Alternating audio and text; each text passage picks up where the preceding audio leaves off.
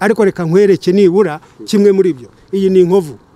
Abareba televiziyo Umubavu TV na Ishema TV, iyi ni inkovu y'inkoni.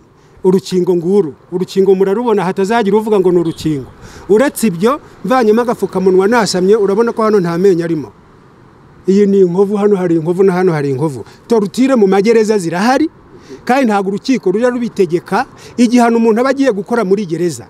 Ni cyategetswe n'urukiko, ariko RCS cyangwa se leta y'u Rwanda nikosora ibi bintu. Birashoboka ko Karasira Aimable yaba ari gukubitirwa muri gereza. Iyo murebye ingereranyije nuko yari ameze kuri police station, nabonye uburwayi bwe burimo bwiyongera muri iyi minsi. Kuri uyu wa kane tariki ya 19 ukwezi kwa 8 umwaka wa 2021 ahagana saa 4 nibwo urukiko rwisumbuye rwa Nyarugenge rwatangiye kuburanisha ubujurire ku gifungo cy'iminsi 30 y'agateganyo yahawe Karasira Aimable. Asobanura impamvu y'ubujurire bw'iki cyemezo cy'urukiko rw'ibanze, yavuze ko atameze neza, ko urubanza rwasubikwa kandi ko afashwe nabi, ngo abantu bari gukubitwa areba, abantu bafungiye ahantu hatameze neza, ngo hatari comfortable, abantu ngo bafunzwe mu buryo bucucitse, abantu baricwa ku mugaragaro, abandi ngo barakorerwa iyicarubozo. Umucamanza yahise amusaba kugaruka ku myanzuro yashyizwe muri systeme. Karasira wabonaga atameze neza nubwo amajwi n'amashusho bye bitumvikanaga neza, ariko yabanje gusaba urukiko gusubika urubanza, aza kongera kuvuga ko ibibi birutana ahubwo yaburana kuko ngo nubundi tariki bamuhaye ari ya hafi. Umunyapolitike Rashidi avuga ko nawe yabonye atameze neza, ndetse anashimangira ko bishoboka ko yaba yarakorewe iyicarubozo kuko ngo nawe yarikorewe. Nk'uko bigaragara nanje abaganga wenda babyemeje, nanje nabonye ko afite ikibazo cy'uburwayi, ariko nkaba navuga uburwayi bwe nje nk'umunyapolitike wenda n'umusesenguzi uko nabibonye.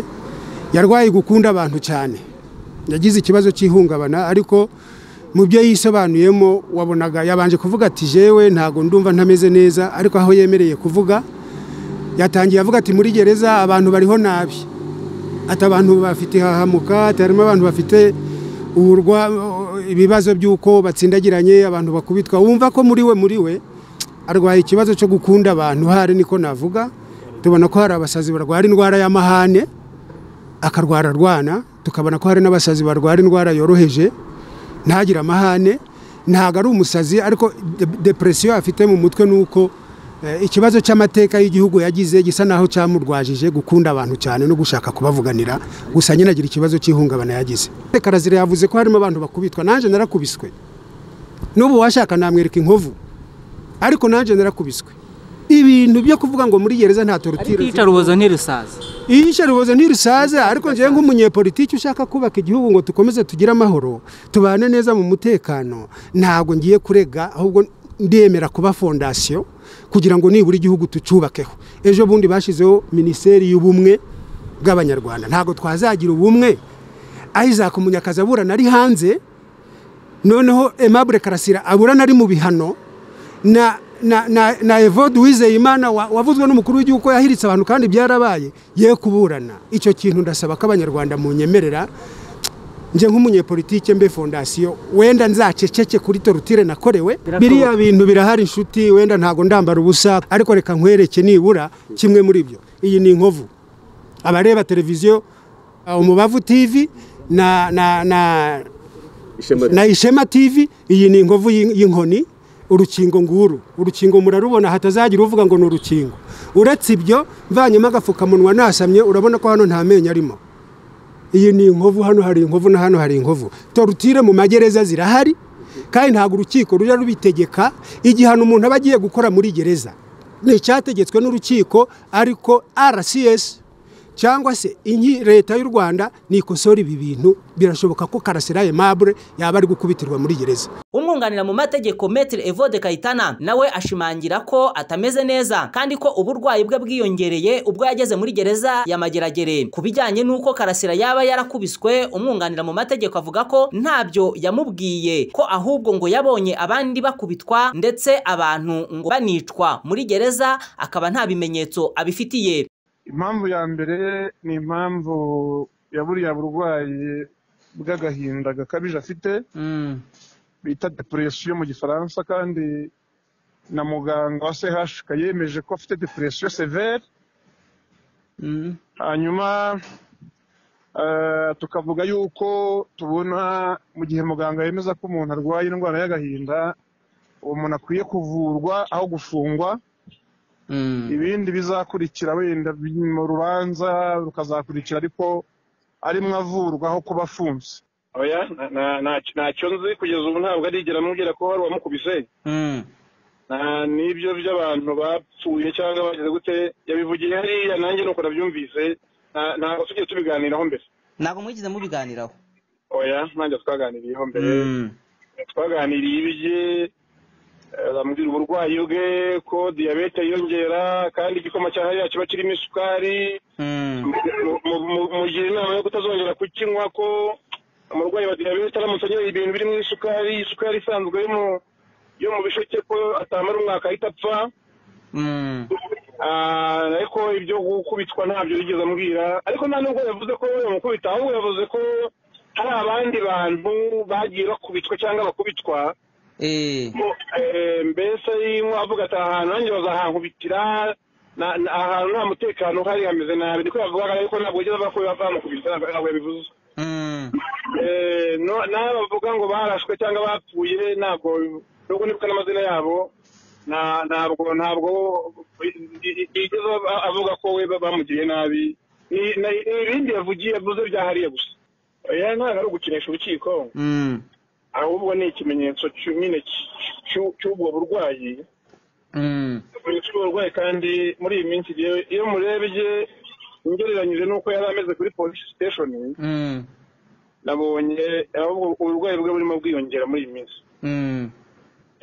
Nabonye kuri police station twajyaga tubaganira neza ukabona ibintu mfite n'icyizere wenda ko bigenda kujya ku murongo, kareka gusakuza, wenda n'abayobozi babibona ko ari maceceka bakaba bamurekura.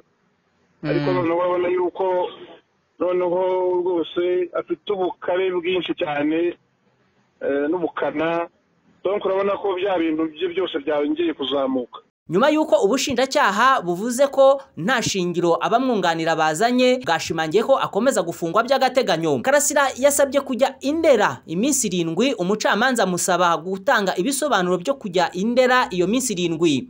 Umwunganira mu mategeko Maître Evode Kayitana asobanura kuri iyi ngingo yavuze yuko bifashishije amategeko yo mu gihugu cy'Ubwongereza, aho iyo umuntu afite uburwayi nk'ubu ngubu ngo asabirwa kujya mu bitaro iminsi 7. Twavuze yuko biriya tubishingira kuri politike ziba hanze nko mu Bwongereza, aho iyo bigaragara ko umuntu ashobora kuba afite uburwayi bwo mu mutwe, nubwo ngira ngo twanabisobanuye nawe yabisobanura ati kugira uburwayi bwo mu mutwe ntabwo ari ukuba umusazi, ntabwo ndi umusazi ntazajya n'umuntu yita umusazi.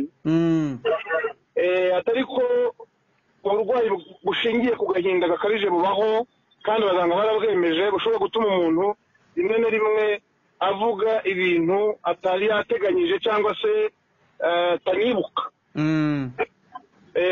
Iyo minsi 7 rero mu Bwongereza bavuga yuko iyo babonye kesi y'umuntu ufite uburwayi bwo mu mutwe, ko bamwohereza kwa muganga mu bitaro bakamupima muri iyo minsi 7. Apana kuvuga ngo ugiye sehashika mu minota 30 uragarutse. Kugenda bakujyana mu bitaro ukamaraho iminsi 7, niko bavuga mu Bwongereza. Ni dokima y'ubushinjacyaha bwo mu Bwongereza, ni dokima ya leta. Amara iminsi 7 bamwubuseriva, bamusuzuma, banamuvura.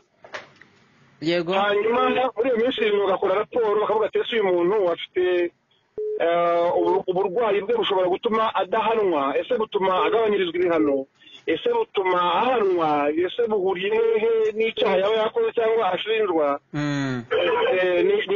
Niyo rasiyoneri y'imiti, kuko nkanjye nemeza yuko nk'umuntu tuba turi kumwunganira, nemeza yuko kariya gahinda ke ubona kamushegeshe mu mutima no mu bwonko, akaba avuga ibintu atarakwiriye kuvuga. Ntabwo nemeza ko ari ibintu akora deliberema kugira ngo wenda yunguke cyangwa ikikora, nta nyungu bifitemo gufungwa no kujya hehe, ariko ubona ko biriya bintu byamushenguye, adakurikiranywe ngo avuzwe, ahabwe terapi, bamuhumurize, bamwiyegereze. mbona n'ubundi nta kintu bizatanga kumufunga. Aimable Karasira asanzwe ari umuhanzi w'indirimbo yafashwe n'ubugenzacyaha mu mpera z'ukwezi kwa Gicurasi uyu mwaka, akaba akurikiranyweho ibyaha byo guhakana no guha ishingiro jenoside yakorewe abatutsi muri 1994 ndetse ngo no kudasobanura inkomoko y'umutungo afite. Karasira asoza yashimiye abacamanza bari gukora akazi ngo gakomeye ndetse n'abamwunganira. Uru rubanza rukazasomwa ku itariki ya 26 z'ukwezi kwa munani umwaka w'ibihumbi 2021. Nsengimana Theoneste, Umubavu TV.